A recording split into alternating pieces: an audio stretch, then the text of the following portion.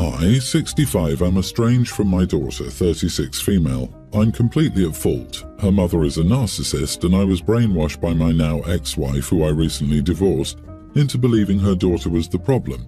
But I finally seen the light and realized my daughter was never the problem, it was my wife. And stupidly, I would go along to get along, but I finally grew a pair and told her to go to the bad place. I handled the estrangement very badly. I admit to trying to strong-arm and bully my daughter back into the family. I won't lie, it was to get my wife off my back, as I couldn't take her BS, but I finally seen the light. I had to stop because the daughter had an attorney send cease and desist letters. This was 3 years ago. I wrongly resented her for the problems I believe she caused, but now I realize it was my narcissistic ex-wife all along, and I feel horrible and want to make amends. She moved away and I couldn't find her, so I hired a private investigator. She's in the next state 3 hours away. I want to be as non-invasive as possible, so am I the idiot if I leave a note with her doorman concierge to give to her, stay at a nearby hotel for a few days, letting her know I divorced her mother? I would love to speak with her and make amends. I would also like to let her know where I'm staying with my contact info. I know she asked numerous times to be left alone, although this was years ago while I was still with her mother, but she's still my kid. Wow, you are the idiot. My take on this: I don't know why, but using a private investigator to track her is already a breach of privacy. Doing that shows you disrespect your daughter by not agreeing with the no contact. There is a reason your daughter did that. The fact that you hired a PI to invade her privacy just shows you aren't willing to take accountability for your actions. Oh, it's absolutely an invasion of privacy, but it would be better to have him discuss it with a therapist than for me to try to explain the nuances. You have to crawl before you can walk, and this dude doesn't even realize that blaming it all on his ex clearly shows he doesn't understand basic responsibility, let alone anything more complicated. I messed up, but I blame my ex-wife for it. He and his wife seem to have this attitude and are finally divorced since they can't stand each other. I hope OP's daughter is doing well. Dude, let me get this straight. You spent years blaming your daughter, then harassed her until she had to send a cease and desist, and now you think leaving a note with her doorman is going to start to fix everything? That's a creepy move. If you want to make amends, respect her boundaries, leave her alone, and maybe consider therapy instead of dragging her into your drama. I mean, no boundaries, right? After a cease and desist order? This isn't all the narcissistic ex-wife's fault here. Staying in a nearby hotel. Yikes. Call it what it is. Stalking. He is stalking her. She has clarified that she doesn't want him to contact her or know where she is. This man is frightening and should not in any way contact his poor daughter. I have a different take. If you want to make amends, spend a year in therapy getting your head on straight. Stop blaming your mistakes on others. Accept responsibility for your mistakes, etc. Then, after your therapist agrees you're in a good place, you make an appointment with the attorney that she hired. You give the attorney the information you have if he doesn't know her current address, and then you let the attorney contact her to see if she will accept your letter after you write it with the therapist. Then you wait for either the attorney to contact you or for your daughter if she so chooses. If the attorney tells you it's a no, you accept that no. Leave her money in your will, but leave her alone. Trying to contact her any other way is 100% wrong. I had my son, a young teen, as a teenager. His dad was my cousin's boyfriend, 28 then, and I admit I was a witch for doing that. I got my karma because he's a deadbeat, and I got no help from my parents as punishment for betraying my family. Whatever, we lived and I learned. I get the hostility towards me, but I'm tired of them forcing my son to hate me. They didn't want crap to do with him when he was a baby, but now that he technically doesn't need me, they're trying to tell him that he doesn't have a dad because of me, or that I'll never be enough to advance his athletic career and am therefore ruining his life. Crap like that.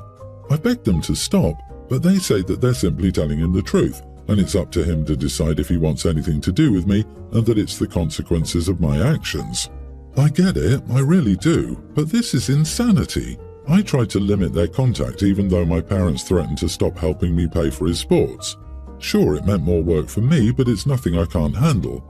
Anyway, it turns out my attempts were in vain because my son was still seeing them behind my back, and I only found out because my son started crying to me because of all the stress that had been building up. He was only still meeting them because my dad promised he'd buy him high-quality sports gear so long as he wouldn't abandon his grandparents. I was furious, so after I put him to sleep, I stormed over to my parents' house, and I admit I lost it a little. I took the high-quality sports gear and threw it at them before telling them that they don't get to hold a decade-long mistake over my head. My mom just said I ruined her relationship with her family and that the consequences I'm facing are nothing compared to the things she had to deal with thanks to me. She kept going on about consequences, while my dad told me to expect harsh consequences from my son for taking his sports equipment. He also said something about choosing my pride over my son's dream. I snapped and told them that I didn't care about the consequences, that the word had lost all meaning and they all just sounded like idiots to me. My parents got extremely angry and said that my attitude was doing me no favours and there was a reason no one was on my side and no one was willing to forgive or trust me. Then they kicked me out of the house, and now my older sister won't stop calling me just to yell at me for not learning crap the past years and continuing to disrespect my family, especially my parents. I'm just exhausted and I need to know, at least temporarily, if I'm the bad guy here. Am I the idiot? Not the idiot. They are choosing to not only hold your mistakes against you, but they're actively manipulating your son and damaging his mental health to get to you. Honestly, even though the cheating was definitely not a good decision, the fact that you were raised by these people and ended up possessing any kind of moral compass at all is pretty remarkable, and you ironically seem to be the only one in your family who has one, so kudos to you for that. While what you did is crap, you're not a homewrecker. They weren't even married. He also cheated. Whether it was with you or someone else was most likely just a matter of time. There are always two sides to the coin. Honestly, I can't get over the fact your family is still punishing you for something that happened when you were a teen. A literal child yourself. You were groomed and they don't even care? Why are they projecting their anger onto you and not the 28-year-old who cheated on your cousin and impregnated you? Ugh, I'm so sorry for the circumstances you're in. Probably best to go low or no contact. Expensive sports equipment be damned. Didn't the cousin also dodge a bullet, and shouldn't they ultimately be happy about that? If they're being mean to you, I mean. OP, please talk to your son. He's a young teen, you can be open with him. He knows you're a good mum, and he knows you love and support him. Tell him that you are who you are in spite of those people who shunned you and made life much harder for you both. Your parents are scummy people. I, female 27 and my husband 30, have been together for 7 years and are currently expecting. I'm 27 weeks pregnant, and at the time of this event I was 25 weeks. The other important people in this situation are my younger brother, 23, his girlfriend, 23, and their child, a young male grammar schooler. They're young parents, obviously, and had their baby while they were still in high school. As I mentioned, I'm 27 weeks pregnant, and my doctor has told me I have a high-risk pregnancy due to placenta previa. Because of my condition, I have no choice but to have a scheduled C-section when it's time, and when I found out, this was really upsetting news. I always planned on a natural birth, so it just kind of hit me hard. However, above all else, I want my baby to be healthy, and me, so it is what it is. My other sister-in-law, my husband's sister Carrie, has been really supportive of me and my pregnancy, and we talk a lot. Well, recently there was a family gathering, and of course my husband and I went. I was sitting with Carrie talking about work when my brother's kid came over. He's a young grammar schooler, like I said, and he was interested in my belly. He asked me why I was fat, LOL, and he kept reaching towards my bump. I grabbed my nephew's hands and explained to him that I had a baby in my tummy and that pretty soon he was going to have a baby cousin. It's okay to touch my bump, but just be gentle, especially so because of my previa. I'm supposed to be on bed rest, but obviously I didn't tell this child this. This little idiot, not exaggerating, he's also just horrible, reaches and touches my belly before winding back and punching me. Holy crap, that little kid had some power. Immediately, Carrie and I scolded him and reminded him that 1, he needed to keep his hands to himself, and 2, it was very mean and dangerous to hit my belly. He apologized and then ran off. A few minutes later, his mother, my brother's girlfriend, came up to me and asked me what I told her son. I explained what happened, exactly how it happened. She told me her son was upset because I yelled at him. My internal dialogue was that, yeah, I bet he is because he never gets disciplined in general. He's a spoiled child, and his parents let him do whatever he wants. Externally, I apologized for it, but reminded her that he needed not to hit my tummy or anything else in general. She rolled her eyes and just walked away. About an hour later, my husband and I were getting ready to go, so I stood up and went to say goodbye to my brother. He was standing with his son, and as soon as I was within arm's reach of him, the kid reached out and smacked me in my stomach again. Hard. I doubled over that time, and my husband immediately started to scold the child while making sure I was okay. My brother's girlfriend started to lose her mind about us parenting her kid for her, resulting in my husband getting loud with her about how the kid was a brat and needed it. In turn, my brother and husband had quite a large argument that most of our family witnessed, and now half of my family is mad at her and the other half is mad at me. I understand that my husband probably didn't handle it the best, but the child was literally hitting me. Absolutely not the idiot. Lucky that kid didn't get smacked back just out of pure instinct, especially after hitting you twice. Obviously he's young, so he's learning, but this is bad. Seriously, someone must teach this kid the importance of keeping their hands to themselves if they cannot be gentle. Also, it's a red flag for a young boy not to be gentle. I'd hate to see how he behaves toward animals. This was beyond not okay behavior. I think the parents need to nip it in the bud ASAP. What the heck is wrong with these people? The fact that the nephew did it twice is very disturbing.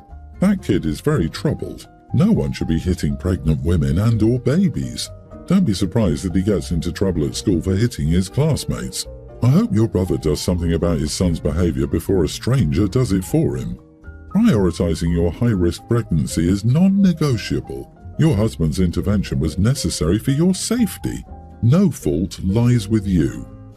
My 33 male girlfriend, 28, and I have been together for almost 4 years, but we only began living together just over a year ago. Prior to living together, we were in a long-distance relationship. I used to send her flowers for special occasions and sometimes just because I wanted to. I often spent a good deal of money on a dozen roses.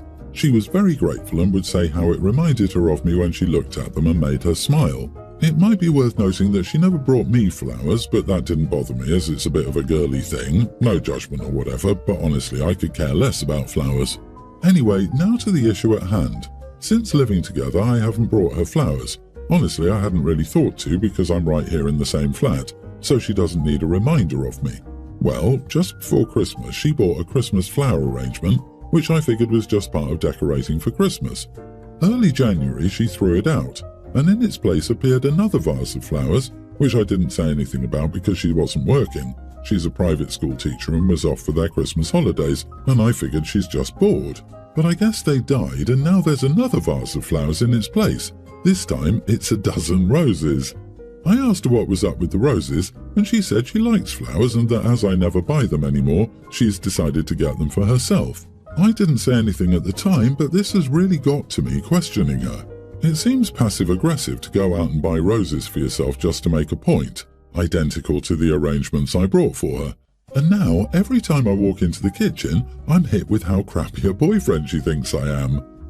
You are the idiot. Holy projection, Batman. Unless your girlfriend is actually complaining about it, calm down and let her buy her pretty flowers. Not everything is about you. If you feel like a crappy boyfriend for not getting her flowers anymore, then you need to do something about it. Don't sit there and convince yourself she's being passive-aggressive. This, even when she doesn't complain, doesn't guilt him about it, buys her own damn flowers to enjoy, somehow it's still her fault. I literally had an ex tell me I made him feel bad for buying myself flowers after he stopped buying them for me after he'd moved in. Even though I bought myself flowers every week, in addition to any he bought me the entire time he'd known me. I had an ex like that. When we first started dating, they bought me flowers a couple of times, but then it stopped. Then one year my sister sent me flowers for my birthday, when my ex and I were living together, and he flipped his crap like, "Who is sending you flowers?" I was super resentful of it. I realized I liked having flowers, so I started buying them for myself on rare occasions, and he was resentful of that as well because I was making him feel like a bad boyfriend. Like, dude, the solution is literally in front of your damn faces. She's not asking for a Chanel or a Louis Vuitton. She's asking for some flowers or whatever small token it is that makes her feel loved, valued, and appreciated, even if it's just spending time with her watching movies. And for the love of God, lose the "I already have her so I don't need to keep trying" mentality. You never stop dating your partner. Ever. I'm in a bit of a family predicament and could use some outside perspective. My son, who's nearly an adult, recently won $1,500 by gambling online. He got into this after watching some gambling streams, and it seemed like he wanted to experience the thrill himself.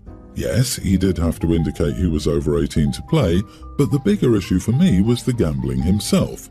When I found out, Stake sent him a congratulatory email, which I saw, but he didn't come clean. I decided to step in as a parent.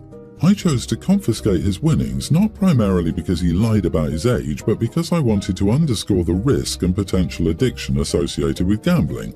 I felt this could be a slippery slope for a teenager, especially given how easy it was for him to win this time. My wife, however, believes I overreacted. She thinks we should have talked to him about responsible behavior instead of just taking the money. She says this because he did stop gambling and self-excluded on his own volition.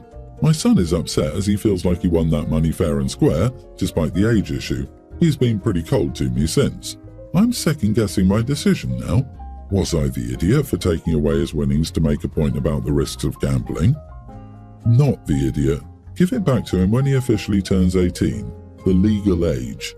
Someone help me out here. Could this fall under some type of fraud? Whatever it falls under, he needs to be reminded about the consequences of breaking the law. Other than that, you're doing a great job as a father. I disagree. You're teaching your kids that it's okay to steal from them. I wonder what makes you think you can do that. You are the idiot, of course. Don't be surprised if your child stops sharing things with you. I wouldn't be surprised if this permanently damages your relationship with your kids. Also, gambling sucks, but this is not the way. I agree it doesn't belong to you, OP. It's quite possible that your son will get into trouble, also you as parents, and that money may be forfeited. So it's okay to keep hold of it until you find out. But it's not your money. Where's the communication? Your son is nearly an adult. In less than 365 days he will be a legal adult and able to move out, gamble the days away, and never listen to another word you say ever again if he so wishes. Stop treating him like a child. Talk to him. Negotiate with him. Stop and listen. Validate his feelings, or you could lose him.